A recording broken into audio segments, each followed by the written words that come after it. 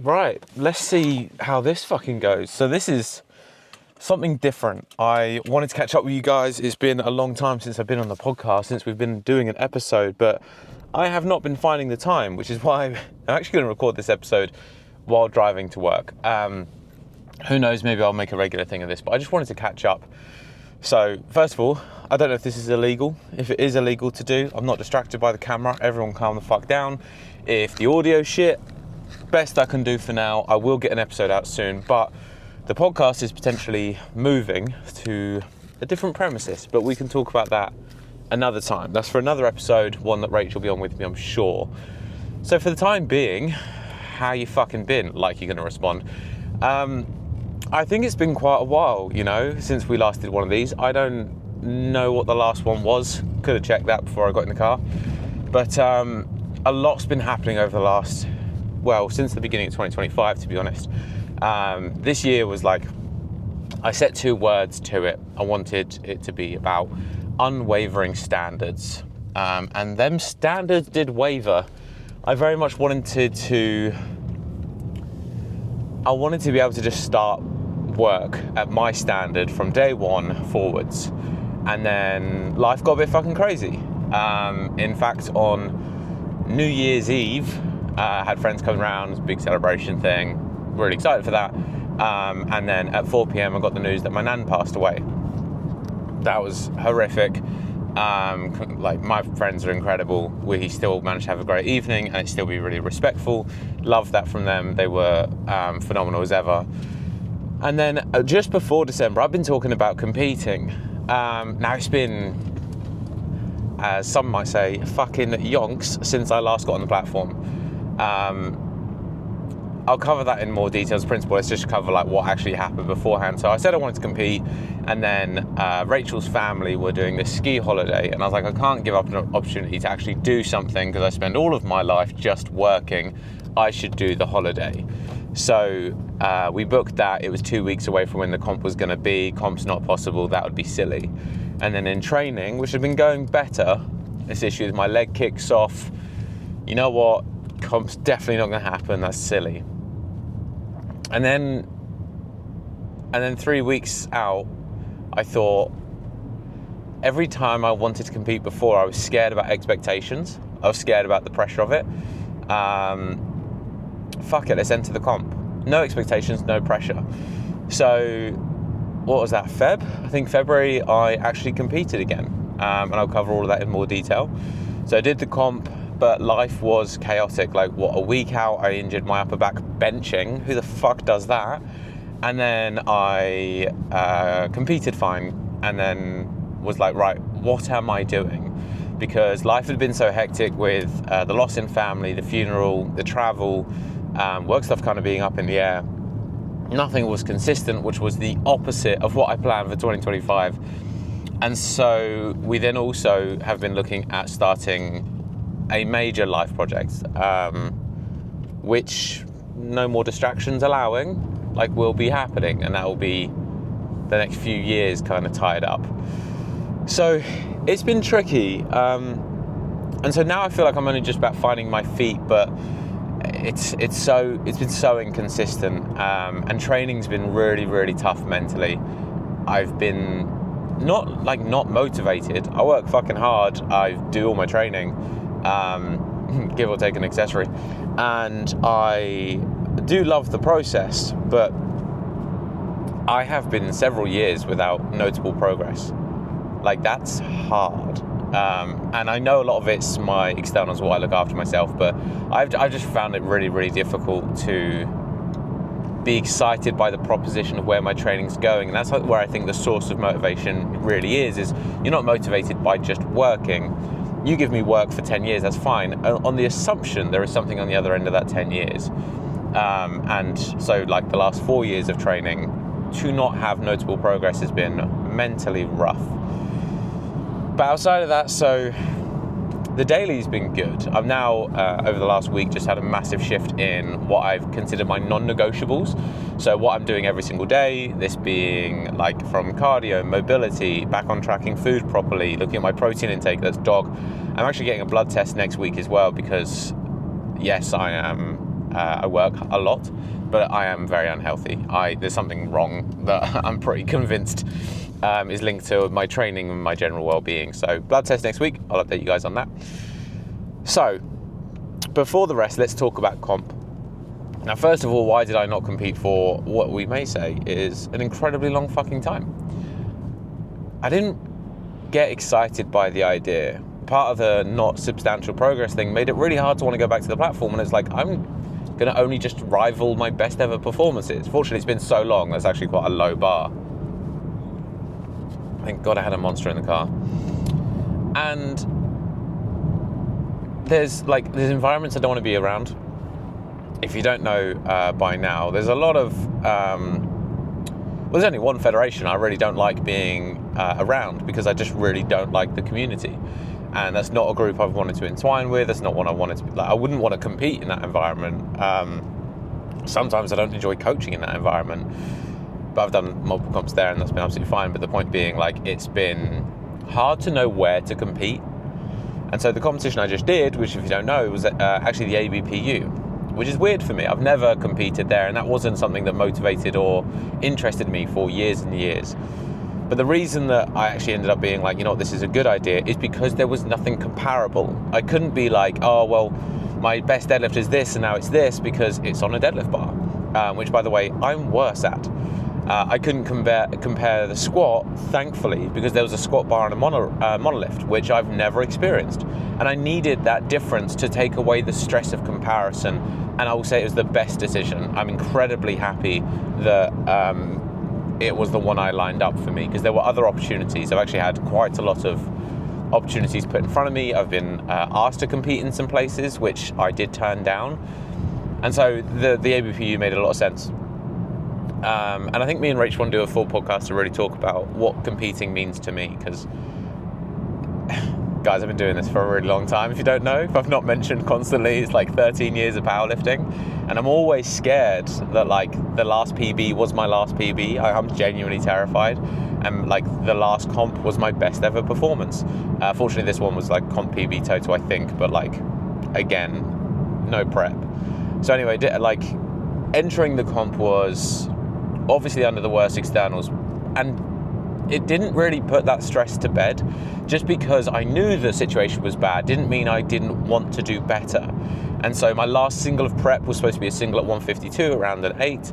I unracked, I think it was 140 or 142, something like that. And so I went bang in my upper back. I must have pulled part of my lower trap on my rhomboid. I couldn't move my shoulders properly. And I think I ended up failing a working set that should have been easy, because I was in so much pain. So that was upsetting. And then I shit you not, 2 days out, 3 days out, my secondary squats were tempo squats. And I said to Rach, did 160, and I was like, this is way too light. I know I'm taking squats conservatively, but I'm being too conservative. Maybe I should do 170. It's at least relevant to the sort of intensity I should be at. So load 170 is the last triple of a 3x3. It's easy, and on the way up on the third one, my QL pulls really fucking hard, and I nearly fail the rep. On 170 fucking kilos, I have a 235 squat. So that was difficult, because the 2 days traveling up and sorting out bodyweight and stuff, I was really in pain. My lower back was so painful and so stiff, and as Rach has had to bear witness to, I'm incredibly emotional about powerlifting, and so I was very stressed and I was very upset. It's only at this point I'm realizing this might go on YouTube as well as the podcast, so we'll see. Anyway, so the other thing is 2 weeks out, I weigh 78 kilos. I really was not planning to do this comp, if you don't believe me yet. And that means 4 kilos lost in 2 weeks. No nutritionist, nothing like that. I handle my own nutrition. I've done this plenty of times, though it's not my my lead experience by any means. To a competitive level, I always handled my own nutrition. In fact, point blank, I've always handled my own nutrition. So I sorted out changes in my diet, acute, minor increases in cardio. I weighed in bang on 74 on the day, which I'm incredibly happy with because that was the target. I actually had the allowance to weigh in at 75, but I wanted it to be a cross-federation total that I was registering, like so that I knew where that put me in relative regards. I didn't want to discredit that in any way. Again, not that it was an important competition. So the only thing that I had to do was take the squat incredibly conservatively, and I will say that was really mentally stressful and upsetting because, to be frank, it feels embarrassing for me. Again, with the squats I've put up in competition, the capability I've had, the fact that I squatted 220 like a week and a half before, and that was fine, and I opened at 195, which is shit for me, like really shit. But it was the reminder of being like, there's no pressure here. The problem with no pressure is it's a good idea until you're in the middle of it and you're like, I actually need some. Like, I'm not the type of person that does well without my back up against a wall. It's actually really relevant today. I was having thoughts about some business stuff, and I was like, I need to be put under some serious pressure. It brings out the best in me, the worst. Anyway, so the squats, fine, whatever. Bench, because of the upper back thing, I'd been nervous. We dropped the opener to 140 and completely screwed the warm-up timings because they had 3 different clocks. The real time that was on my phone, the clock on the wall by the platform, and the clock on the wall by the warm-up area. And we were trying to figure out when we were starting. We were out by like 10 minutes, which sucked. So anyway, we took the opener at 140 to be conservative. Excuse me. Quick tangent. If you know me and I get ill and run down, when I do, I get a mouthful of ulcers. I think I'm right in saying, I can't remember for the life of me, the little thing that dangles in the back of your throat, the uvula, I can't remember. I have an ulcer on that. So every time I swallow, it fucking hurts. So if I sound a bit weird, that's why. Anyway, so drop the opener to 140, absolute piss. Second attempt, I was like, I'm not going to be silly about it, so I'll take 147, also piss. Finish, like, follow the plan, 7 and 5, finish at 152, also piss. Now, the British record in that federation is 160. Should I do another ABPU meet, I'll be having that fucking record. So that was all right. And then deadlifts, we just planned, like, the last single I pulled, considering I had, I'm miles away, calm down. So basically, because of the 2-week prep, I ran effectively a 6-week block and I took what was triples that were going appallingly straight into 2 singles. So I pulled, I think 250, 2 weeks out, or 3 weeks out, 260, 2 weeks out, tapered, and went to comp. So I opened at 250, where I was like, I don't know where my strength sits right now. Worst case scenario, I take token deadlifts. Best case scenario, there's something in it. So I think last warm up was 235, then went 250. It was piss. I think they misloaded it, so I had to walk away from the bar and come back, but it's fucking opener, so calm down. Second attempt, 262 or 265. I don't remember. Either way, it felt fine, but not good. The deadlift bar was really throwing off my start position. I'm used to a lot more push off the floor, and in my leverage is just giving me a really lovely RDL. At over 260 kilos. So third attempt put in 272, and it was the bang on call. I'm really pleased with that because all attempt selections were my own, which is also weird. Like, Rach was handling, but like I still run attempts. So that was all right. Ugh. Pulling 272, 12 kilos over the most I'd pulled in inverted commas, inverted quotation marks, whatever the fuck. Yeah, pulling 12 kilos more on the platform was fine. And then it's done. I was giggling during bench, by the way, like with Rach lifting out for me. And I was like, I don't know, the lack of pressure really wasn't serving me well. It didn't put me in a competitive spirit, but maybe that's what I was supposed to do. Maybe that's what I needed. Because it was supposed to be let's see if I want to do this again. I still don't know. I still don't know if it's what I want to do again. I don't know if I'm excited by the idea. I've been invited to their nationals, single lifts, and Euros. Maybe I'll go. I don't know. I have time to decide. I just, as it stands, the idea doesn't thrill me. So, anyway, that was the comp bit. Now, what else? obviously training outside of that, I'm still trying to get back into it. I'm still trying to figure out what's going on, and my leg is still causing me problems, which is really in my head. And I'm moving back to squat shoes to try to replicate what was some of my best squat cycles. As much as I enjoy the flats, it makes depth really tricky, and I think it's killing my deadlift a little bit being back in flats. So we'll see what happens with it. And then now looking after everything in my externals as best I can, I think that will push me in the right direction, I do hope. And then yeah, so, oh God. You guys are making me nervous. I'm working 6 days a week, 7 days if there's comps, and trying to give myself a day off a week. Comp's been good. We've had a lot of, like last year, I think I had something like 150 athletes compete, or 150 competitions, some repeats obviously. And then this year will probably be similar. We're a week out from junior nationals, which is cool, but everyone's prep's been phenomenal. Like I'm really proud of that. This is one thing I don't get to talk about very often because it sounds so egotistical, but like nailing a prep consistently is hard. I really don't think, should I get this right?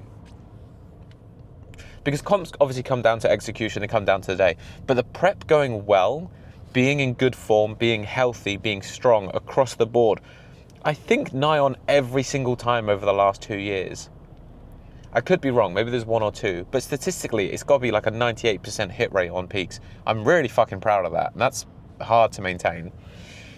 So anyway, coaching stuff's been fantastic, loads of comps going on at the moment, but I've also started business mentoring, which has been really cool, because by this point, I've built a number of companies, I've run other ones, I manage some, and business has always made a lot of sense to me, whether it's everything from like independent branding and trying to make sure that you're standing out as an individual, whether it's how to build community, whether it's understanding like where to potentially make more money. Someone just nearly drove back into another car, that was crazy.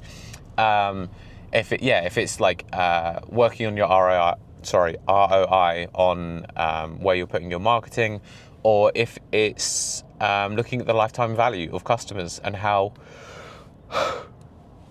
to retain people, how to make them buy into a process, and how to make like not just a recur. Anyway, it doesn't matter, but I like the business end of things. And started a bit of business coaching. I'm now business coaching 2 gyms and 3 individual coaches. And obviously, like again, from the business standpoint, in terms of revenue, it's far easier to build than it is coaching, because you're giving a lot more value in theory because you're changing people's careers and livelihoods and potentially entire gyms. I've had people generate between 20 and 40,000 pounds more a year in the number of months I've been working with them. That's gross. So yeah, there's this is why there's traffic. Someone has crashed. What a silly goose. Everyone's fine, I'm not being a dick. So that's something that I've kind of played with the idea, like, do I build that up? Do I try to really flesh that out? But I love coaching so fucking much, and I'd rather do that, but then I want to look after general income, so maybe I need to split it. But that's been where a big focus is, and I've worked with some phenomenal people. Oh, you really hit him, didn't you? Silly goose. They look absolutely fine. Let's just get off this roundabout. So that's been a massive venture, and this is where like the next few months potentially are going, because I do have some real opportunities to decide, and I don't want to dilute what I'm doing, and I really want to look after my clients more than anything else. Like, if I can make exceptional athletes, that's my value, that's the thing I feel the best about, and I love the relationships I have with them. But if I want to look after my baseline income, to minimize the stress, to have to work with a number of athletes as opposed to really narrow down, like I'd be really happy to just keep to working so hands-on with the people I have. And bear in mind, I'm already 12 hours a day on a 5-minute reply time with my guys. I just want to make sure I give them the best possible. And I really think I do already, but there's always more. So yeah, I'm weighing that up. It's a big difficulty, to be honest. Oh God. If I just made you yawn, I'm not sorry. And so between all of this, obviously I coach athletes. I'm now coaching businesses and coaches. I manage at Thrive. We have dedicated apparel, which we'll come back to another time and talk about more. I have 2 other projects that I'm really considering just putting some money into as opposed to really too much time into, but some things that I think are really cool products. I don't know if I want to do it. Then we have the major fucking project that is the thing I can't talk about yet. Then I have the podcast, and I have YouTube, and then Instagram content, and like I'm posting on Instagram 4 or 5 times a week. I want to get back on the YouTube thing so fucking much, and I want to do the podcasts. Like, I love this. I love just chatting about the stuff. I want to talk about more nuanced things. We're actually recording the coaches calls once a week. Those conversations are awesome, and the coaching team is growing. So in fact, since the last podcast, we have 3 new junior coaches. I have 2 additional interns. We'll see how that's running. But DBD continues to grow, and DBD is my actual baby. Like, I've never been so protective over anything in my entire life. So there's a lot, and 2025 looks to be terrifying, truly terrifying, but also so promising. And I think it's 2 weeks until Beth, my assistant, will be working with me a day a week, which is exciting. It's also another overhead, so I have to be really sensible about what I'm doing with my time. I have to make sure there's a product in the coaches course that we need to finalize, because that will kind of cover the expenses of the stuff I want to do. And then I also have Jake working with me as a videographer, and Spencer now working with me as a videographer. So I do need to be sensible, because my overheads be fucking growing. Yeah, it's exciting stuff. But it's been a tough year so far. And maybe I'll wrap this up for now, but just being very real, because I get a lot of credit for how much I work, and I won't shrug that off. I'm very proud of that capacity. I'm not always loving it. It's a huge ask that I bring to myself all of the time, and I know I can do more. I know there's more within me, and I really want to know where that line is, because I'll pull back from it, but I've not hit it. And the health thing, I don't think is just my work. I truly don't, and I don't think I've figured out how to do this the best way. And I know that I can do so much, and so sometimes it's hard to feel like I fall short of that. And it's in training as well. I'm really disappointed with myself in training, and I found it so hard. And not having a coach, I've had coaches, and they've been unbelievably disappointing experiences. And there are parts of my life that I think robbed me of where I was going. I truly lost my love of lifting. I lost the love of being in powerlifting for a number of years. And so now I have the love back. I feel like I lost all of the momentum. And I feel so beaten up with training. And not physically, but mentally. I truly feel like my heart is bruised from powerlifting. And I find it really tough. So being very real, if you're ever one of those people who feels like you plateau and you're stuck, whatever part of life that is, but specifically training for most people listen to this, I feel that way too. And it really pulls at me, and it's so tough, because I know I'm not going to stop, but I'm willing to say I have cried in the gym over the last 6 months a handful of times, being so heartbroken by being stuck. But we're going to get there. I'm going to figure out a way, and we will plod along forwards. But hopefully this was okay. Hopefully the audio is half decent. If it's not, I apologize. I'll see if I can fix it. But if I can't, we'll be back again soon, I promise. And if it's not a normal filmed episode in the studio, maybe it will be another one of these. But either way, I will catch you soon. Make sure that you are subscribed if you are on YouTube. If you're listening on the podcast, go find the fucking YouTube channel. The support really fucking does help. So I'm told I should say. I don't know what that means. Does it help? I don't know. I don't need you. I'll catch you all soon. Peace.